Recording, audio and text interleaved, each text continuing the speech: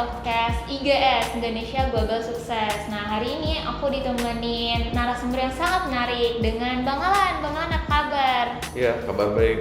Selamat siang semuanya. Ya, tadi kita sebelumnya udah swab ya? Alhamdulillah kita udah swab. Gimana Jadi hasilnya? harusnya hari ini kita prokes dong. Oke. Kita bisa ngobrol lebih Oke, lanjut. bisa. Berarti kita boleh buka masker Oke, nih sekarang ya? thank you. Kita buka masker.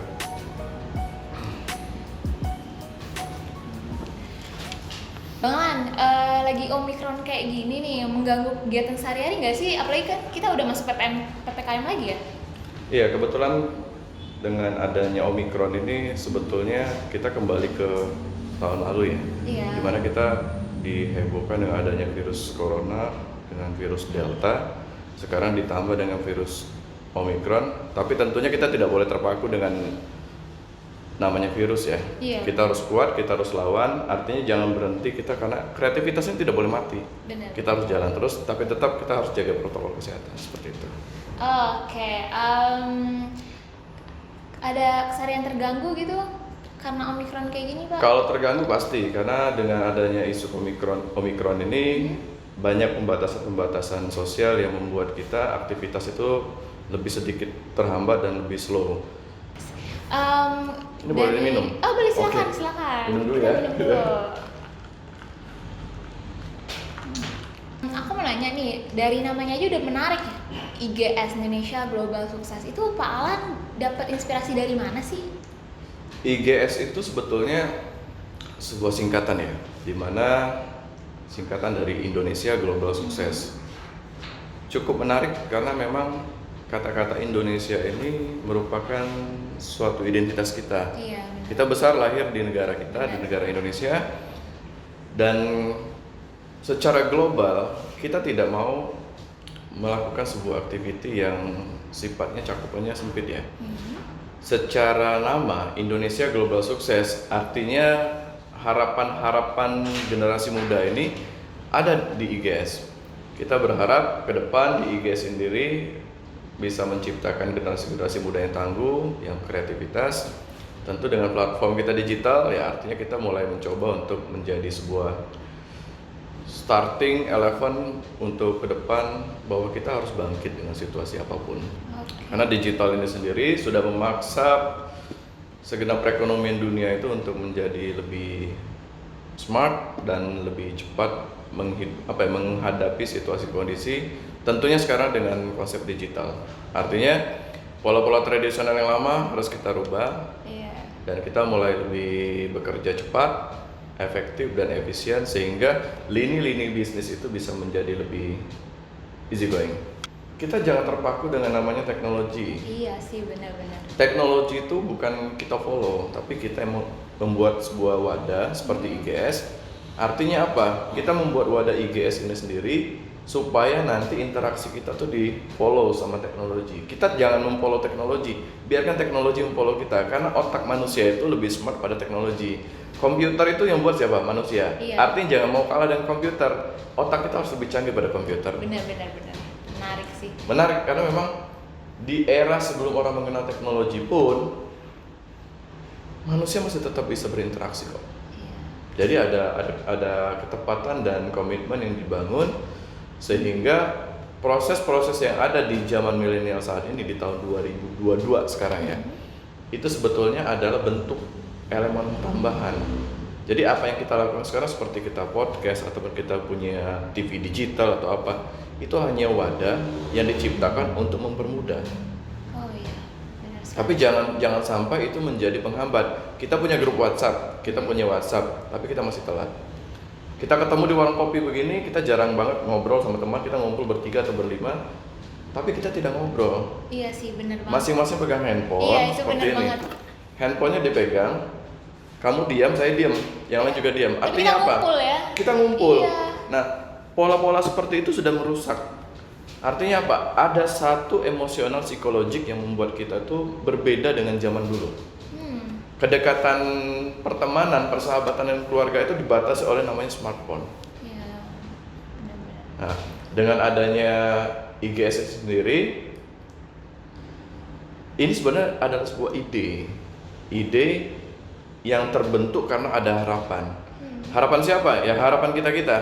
Jadi saya berpikir bahwa dengan IGS ini ke depannya nanti kita bisa menciptakan unicorn baru atau semacam inkubator baru. Hobi menjadi bisnis, bisnis menjadi hobi. Wow.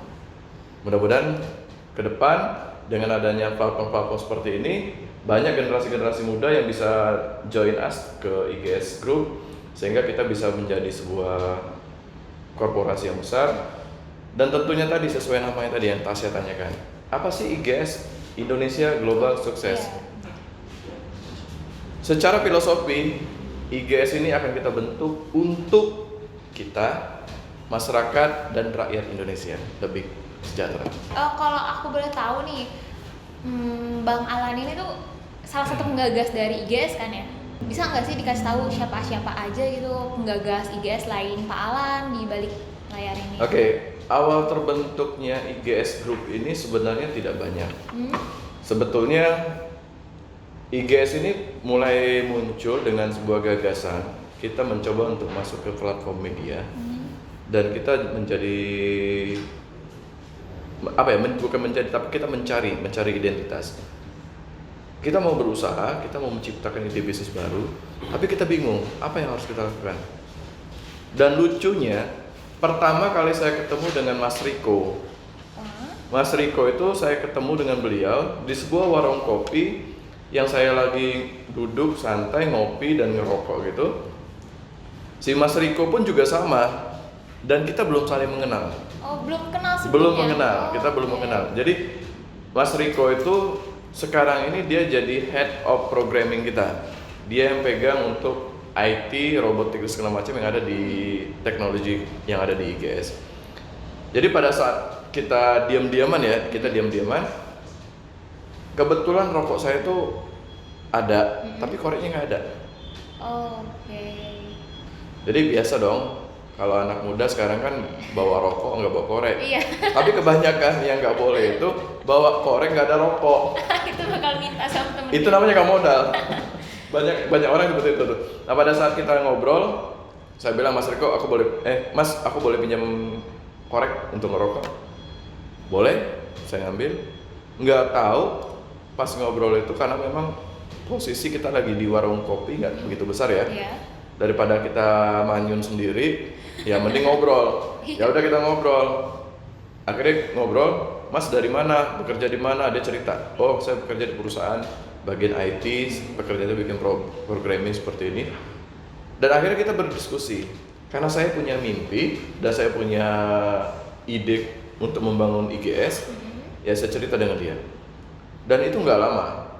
Dalam rentang waktu 1 bulan, alhamdulillah salah satu platform pertama kita www.igscyber.com jadi. Jadi dengan proses yang cepat seperti itu, nah tadi saya bilang kita menggunakan pertemanan, tapi tidak menggunakan WhatsApp di awal ya. Saya kenalan dulu, interaksi dengan beliau, baru nanti saya tukar nomor WhatsApp. Berarti itu Artinya teknologi yang ngikutin saya dong. Saya nggak mau ngikutin teknologi. Saya nggak mau terpaku dengan teknologi. Jadi jangan kita mau dibodohkan dengan teknologi. Biarkan teknologi itu menjadi alat pendukung kita. Banyak orang yang mau berangkat ke suatu tempat bekerja ataupun berkunjung ke keluarganya, baru jalan sebentar handphonenya ketinggalan, dia bela-belain balik kanan sekedar ngambil handphone. itu kayaknya ada yang ganjil soalnya Pak. Iya. Entah itu ada yang siapa itu yang teman istri kali ya. Iya betul. Tapi itu yang membuat pembeda ya generasi saya di tahun 80-90 dengan generasi sekarang. Mungkin anak-anak sekarang yang lahir di zamannya 2015 ke atas ya, yang udah mulai ada Android, iPhone segala macam. Anak kecil saja itu baru umur 3, 4, 5 tahun udah bisa main Android loh. Iya sih, bener-bener. Soalnya kan zaman sekarang apalagi pas lagi COVID gini, banyak kan daring ya Pak. Dan penyakit anak kecil itu apa sekarang? Jempolnya sering kena finger.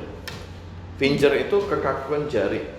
Oke. Kekakuan jari itu terjadi sering dengan anak-anak dan bahkan juga orang dewasa. Tangan kita pegel atau apa? Di sini kita pegel, semua pegel. Karena kenapa? Kita sudah dibodohkan dengan teknologi. Iya. Setiap hari kita pegang handphone, Tumpuannya. sehingga aktivitas tubuh kita kaku. Bener-bener. Tapi efek positifnya teknologi banyak. Dimana memang teknologi itu di satu sisi saat ini sangat mendukung aktivitas bisnis dunia. Dengan teknologi percepatan ekonomi bisa berjalan cepat.